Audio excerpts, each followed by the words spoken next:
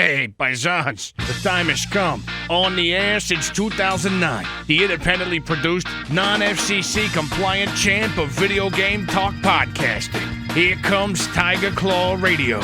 Here's your host, Critical Failure. Welcome everybody to Tiger Claw Radio. This is your host, Critical Failure. Oh yeah. Let's just let it play out. That's right, boys and girls. It's time to talk some video games, listen to some chiptunes. Got a little bit of a frog in my throat this week, so we're going to do the best we can. Thankfully, we got the top 40 chiptunes from the Epic Collective archive to lean on, so let's go there now. Alright, so the next track on the list is number 25, My Spidey Senses Mingling. This is from Spaceman Fantastiques. Number 25. You're listening to Tiger Claw Radio.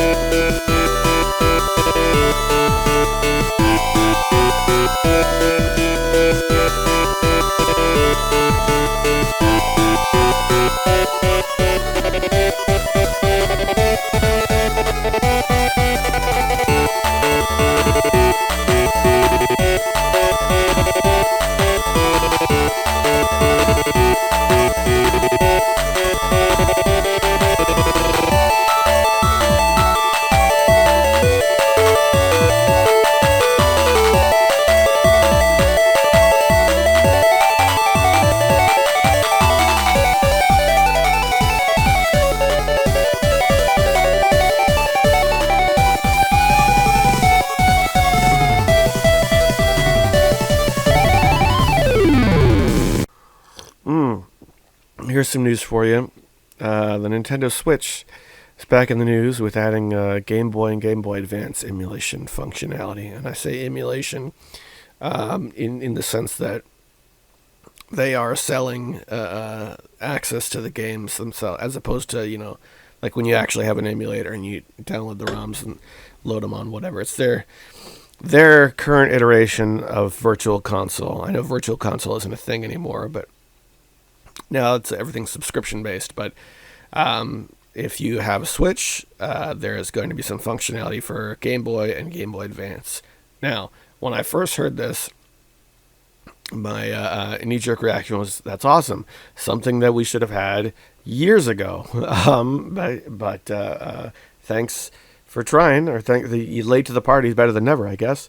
Didn't think much of it until I found out that among the stuff that it has available, it has some e-reader content. Do you know what the e-reader was? I know we've talked about it here on the air, but it's been a while, so I'll refresh your memory if you don't remember, just briefly.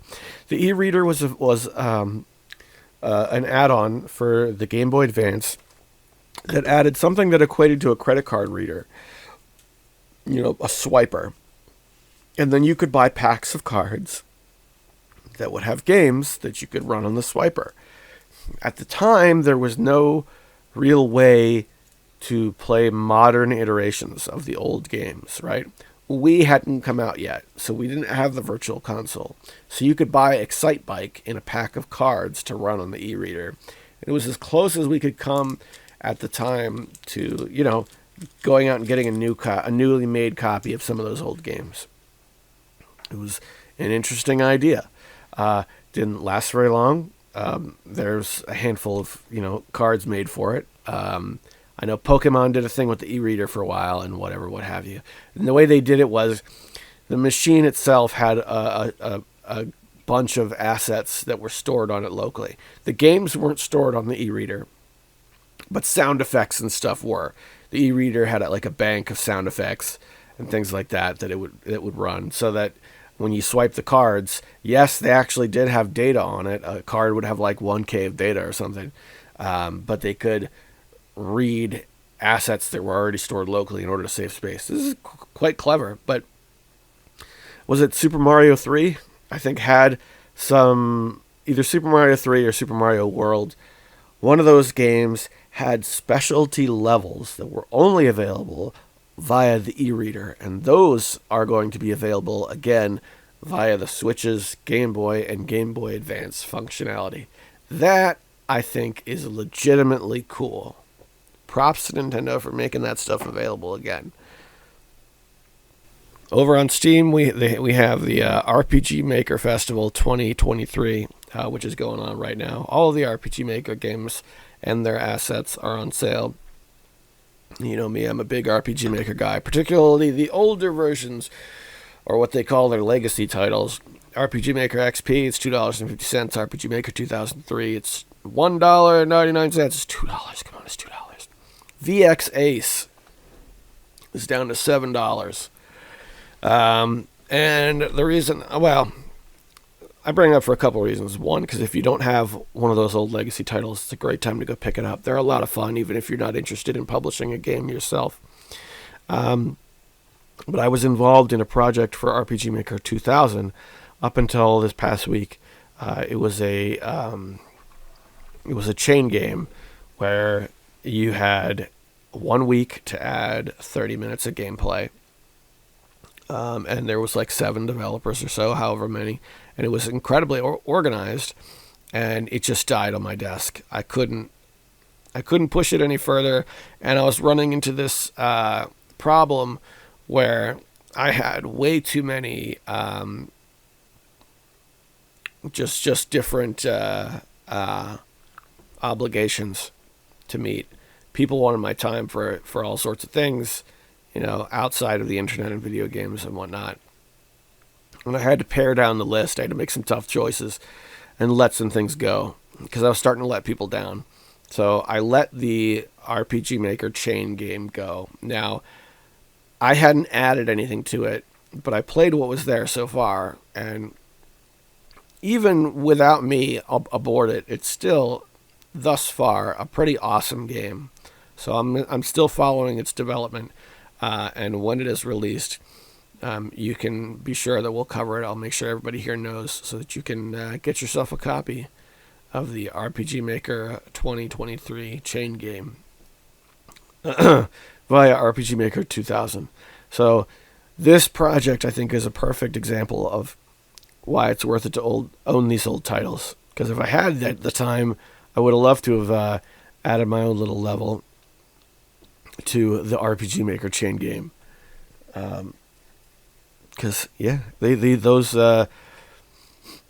it's a great tool to collaborate on. If you get the chance to collaborate on an RPG Maker game, it's a lot of fun. A lot of fun. All right, all that said, let's do one more from the top 40. Top 40 chiptunes. It's from the 8-Bit Collective archives, courtesy of your old pal Hemrock, who listened to every single song and picked out his 40 favorite songs, and we're counting those down here on TCR. This is MM1 Final.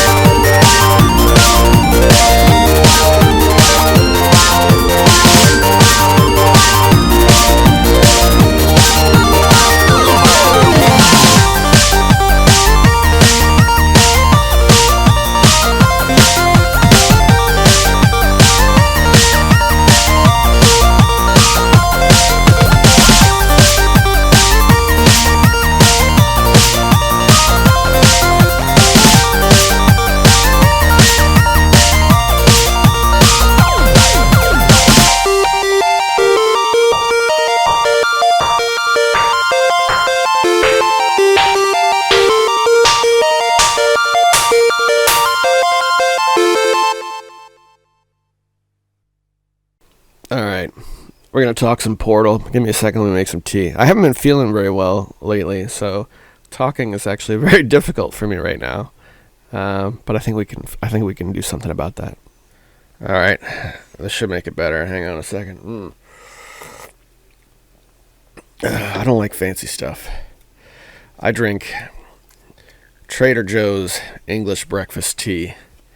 It doesn't really get more, plain than that without dipping into like generic store brand stuff. It doesn't take much. Just the simple things make me happy. So let's talk about Portal. Portal is one of the first games I got on Steam. Now, at this point, I've been on Steam for, I think, 13 years, 12 or 13 years. And I've got, it says 2,389 games. Well, when I got my Steam account, one of the reasons I did it was because at the time, they were offering Portal for free. For keeps. And okay, let's give it a shot.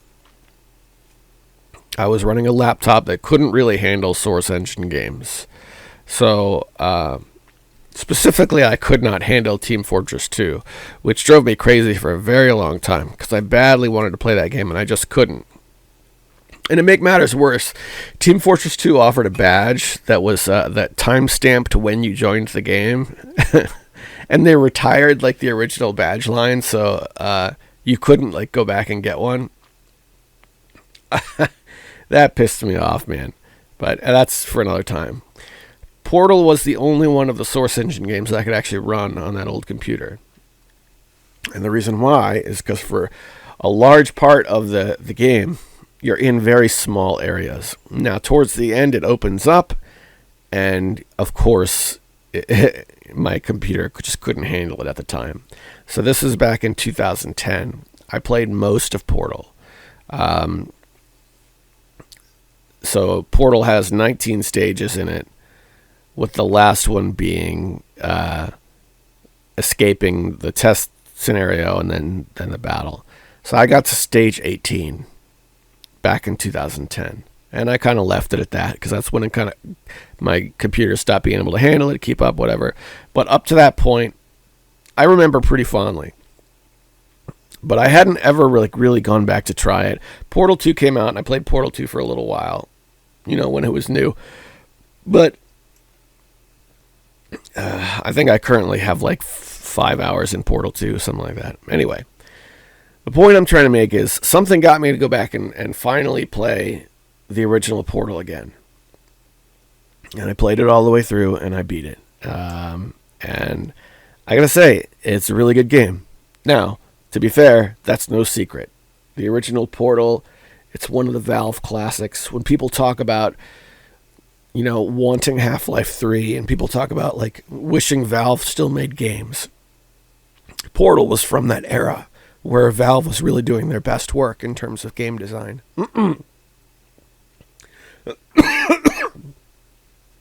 But let's talk things. Hang on a second. I'm going to pause this so I can try and clear my throat a little bit. But I want to talk about my particular experience with the game, because I don't want to focus too much on things you can look up on Wikipedia or whatever. Portal was also an early user of the Steam Cloud. So when I revisited it, just this past week, sure enough, there was my save file from 2010 on level 18. So when I played it this time, I played it from the beginning just because it had been so long. And it was really cool to see my old save file. I wish more games from back then did that. I got to hear the song at the end, Still Alive. I'd heard that song many times, but this is the first time I saw the entire sequence, what have you. So immediately after beating it, I was like, well, let's go on to Portal 2, right? Because I remember when Portal 2 came out with a hype that you don't really see on Steam anymore.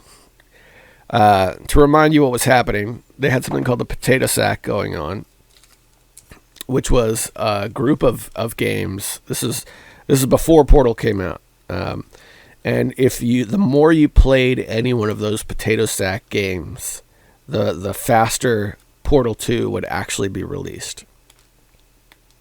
So I remember people were really excited, and they were playing the potato sack games.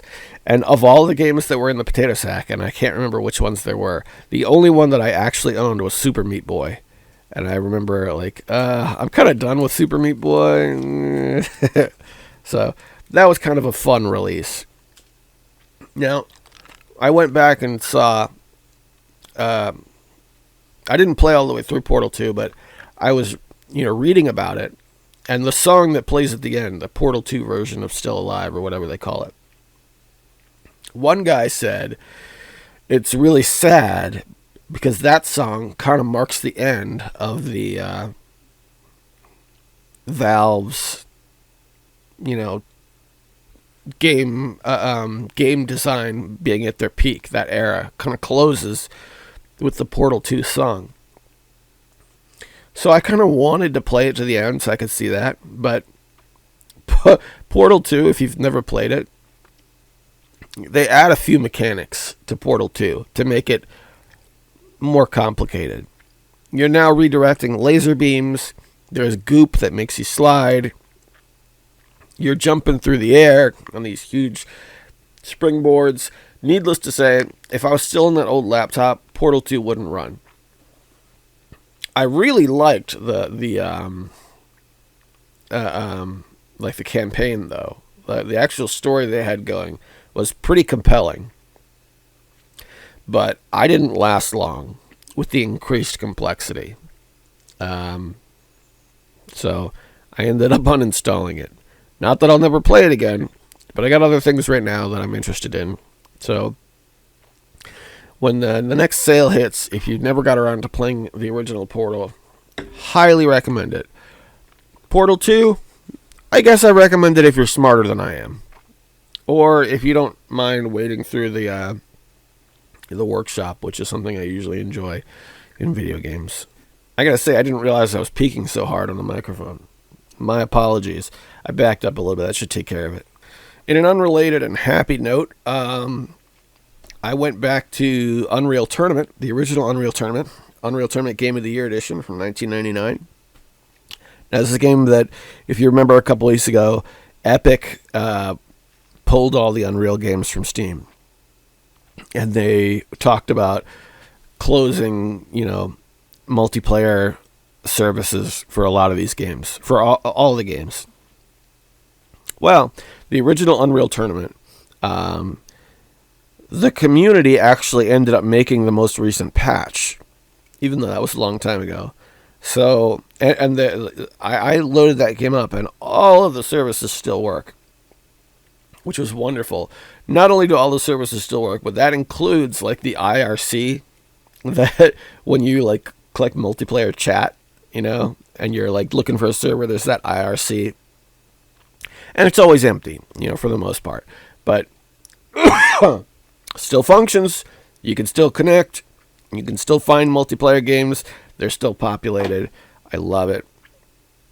And I wish that you could still buy it. But this is one game that I think, there's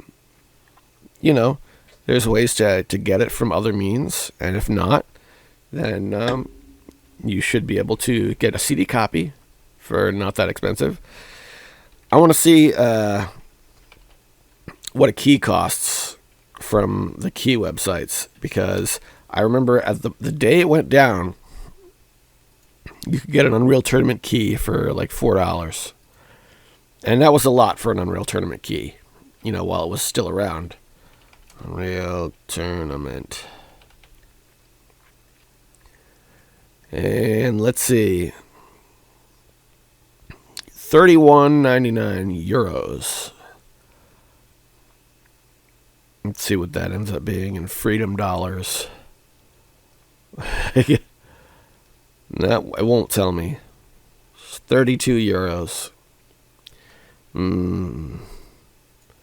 Well, I hope you have Unreal Tournament. If you don't already, get yourself a CD copy. It'll take care of you just fine. And the best part is, now that I know that the services are still online and it's still workable, I just, put it aside. It's not like I was really interested in playing it a ton. I'm such a piece of crap. Still making my way through Halo. I'm on Halo 3 now, and I'm probably about halfway through the game. I took a break because I'm jumping through games so fast, but that's the way it is these days. I took a break because I ended up picking up a copy of the Skyrim Special Edition. And I switched over to that and started playing through Skyrim again. I never got a hold of the Special Edition. I always had like the vanilla Skyrim, which you can't even buy anymore. And since I wanted maximum compatibility with mods, and the best part is, after doing that and installing it, I'm playing through it vanilla, which is the biggest irony. But part of the original version of Skyrim being pulled from the market is the DLC has gone too. So getting the Anniversary Edition, getting the Special Edition, whatever you want to call it, I finally have Skyrim with all of its DLC, including the the one where that's all about like housing and stuff. Nah. So I put a few hours into that. Skyrim's still a good game. That's another one that I got. I got the original Skyrim like way back when it first came out. NG was over at my place, and I think it was my birthday. And he was like, yeah, and he just picked it up. I was like, here you go, for my Steam account. It was a very sweet thing to do. And the computer I had at the time, same one I played Portal on, couldn't really handle it, but I could run it at minimum settings. I was like, oh no, this is a game that needs to wait until I have a proper computer that can run it. So it is kind of nice to be able to enjoy that these days. Right, so if I could get my train of thought back on the rails, I was playing through Halo 3, and I took a break so that I could play some Skyrim. But while I was playing Halo 3, I think I started to stall in a couple of places.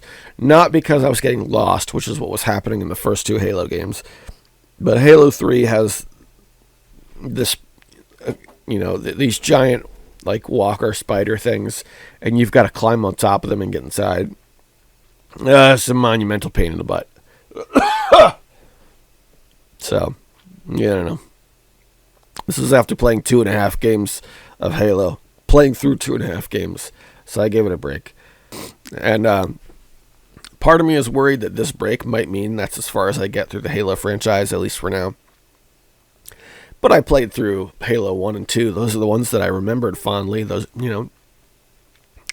I didn't, really ever play anything beyond that. So all of my experience with Halo 3 is new. All right, boys and girls. So we're a little past the 20-minute mark. Usually around this time on the show, I like to take a minute to thank the sponsors. It's as a Patreon-sponsored program, right? So there's no products or anything that I have to shill in the air. Just a quick tip of the hat to those who give their resources to keep the lights on and bring us back every week. They are EmeraldRangers.com, Hemrock, and Tecmo Balls. Thank you guys so much, and I hope you're enjoying the party. And speaking of the party, Sendu from Emerald Rangers and Hemrock and I are going to be headed out to Tiger Fest, which is going to be week after next.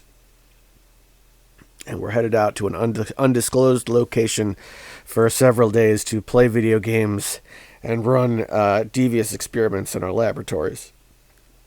So I'm looking forward to that. Might miss TCR that week. We'll see what we can do. Or it might be a really short one. But yeah, stick around. All right, let's do a chip tune, and then we're going to head over to the fail bag and see what we can see. This is from Battle of the Bits Summer Chip 12. It's called Take the World Apart from KO0X. Yeah. Take the World Apart is the name of the track. You're listening to Tiger Glow Radio.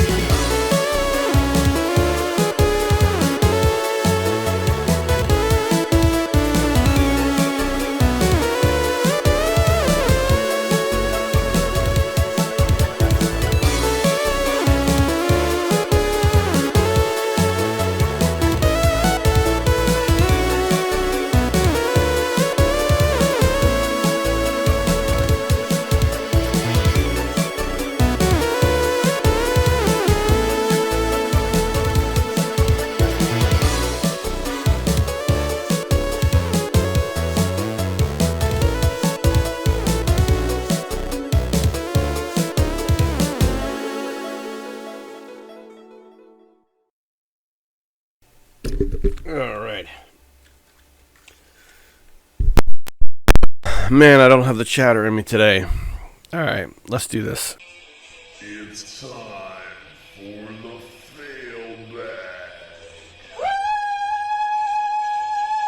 bag. Alright, boys and girls, it's that time again. Let's do some fail bag. Alright, so if you want to reach out to the show, there's a couple of ways you can do it. Of course, you can head over to emeraldrangers.com, where the new episodes are posted, and leave a comment there.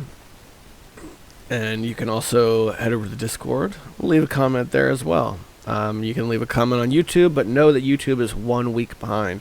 So let's start by popping over to Emerald Rangers and see what they had up this week. Sonic Origins Plus might be happening, and that's annoying. That's from Cameron1391. We've got Green Phoenix with 6 noteworthy Disney Pixar villains. This month's Nintendo Direct proves that there's still a bit of life in the Switch yet. And we've got Power Rangers Dino Force Brave King 7, Advent, the Commander of Neo Doboth, summary and review. And then we have Technical Radio. I think I got the numbering wrong on last week's episode of TCR also. So I can see us searching for a lost episode in another year when I forget that there was no episode 439 or what have you. But, you know, be that as it may. No comments over on Emerald Rangers. Big thanks to Emerald Rangers for carrying the show. That said, popping over to Discord. And I don't think there's anything new on Discord either, because I was on Discord yesterday posting stuff from AI Roguelite. I did a playthrough of AI Roguelite that was centered around pro wrestling, and I came across Andre the Giant. So I posted the AI-generated images of Andre the Giant, which were awesome. And that's a lot of fun. But all the actual comments are over on YouTube. Now, before I read through these, I know that Mecha Menace reached out to me, and I owe you a follow-up. Something about his the soundbite that we're using for the fail bag. I haven't forgotten about that. I'm going to get with you as soon as I can. I just it's not that I'm lazy, it's that I'm a bad person inside. So I just want to make that clear. Desm101 writes, the Saturn version for Need for Speed has some nice upgrades over the 3DO version. It runs a bit faster and includes races with more than one opponent. The 3DO version seems so slow now. Haha. The jump to 3D games and simulators was definitely pretty drastic at the time. Yes! Yes, it was. The whole... you could see the technology just double and triple as time went on. It was pretty crazy. It felt like... It really felt like what it was in retrospect. You look back and you can see how the leaps and bounds that it was taking. But this is one of the few instances where it's not just in retrospect where we could see the leaps and bounds. I remember being really excited with new things that were happening in a way that we don't really get today. I'm not saying it's in a way that'll never happen again, but it's a different time now. Death Adder says, I ran through every Halo single-player campaign on the Master Chief Collection on Xbox during the sweltering summer of 2020. An exhausting experience, but a good one. That being said, I couldn't tell you one thing about the Halo story arc, LMAO. Since you're kind of an artsy guy, you might like Halo 3, ODST. Feels a lot different than the games before it, but not in a bad way. I did try a couple hours of Halo Infinite's campaign on the Xbox Game Pass, and surprise, surprise, it sucked, so I tapped out. Halo 1 and 2 are still the best. Glad to hear you're hanging out with the Chief. Yeah, man, it's been good. It's been a good time. You definitely know what you're going to get. And I definitely hate the vehicle sections. But apart from that, I'm enjoying it. It's good times. But he leaves a second comment. It says, a few months ago, I found some site where you'd type something in AI, and the AI would recreate it. I forgot what I put in, but it would be something like the Ultimate Warrior doing his taxes, Guy Fieri eating meatballs on a jet ski, Bigfoot in World War II, stuff like that. And it was horrifying the way the faces would come out. I hate the time we live in right now so much, CF. It's unreal.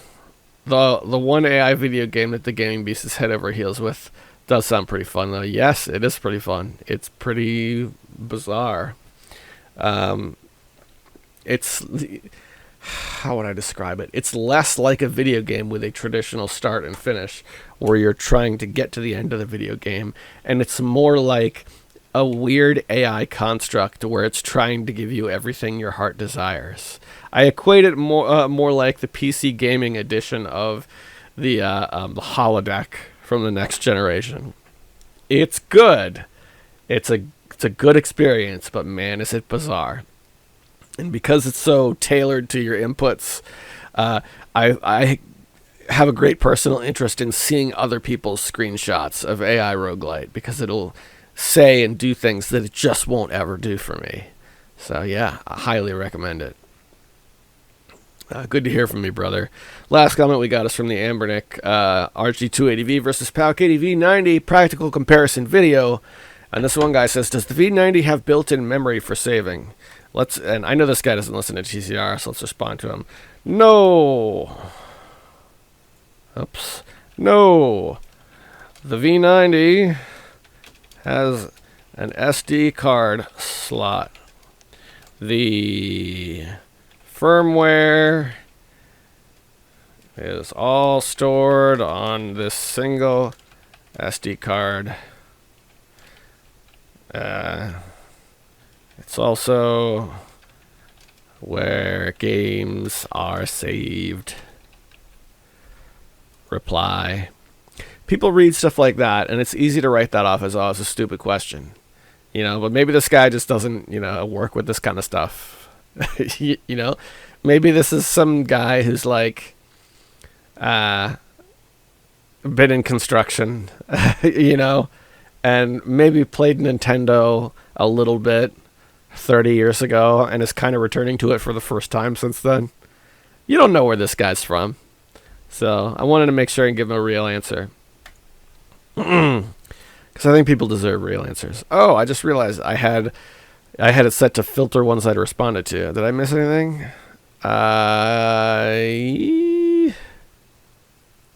Nope. Nope. I think that's everything.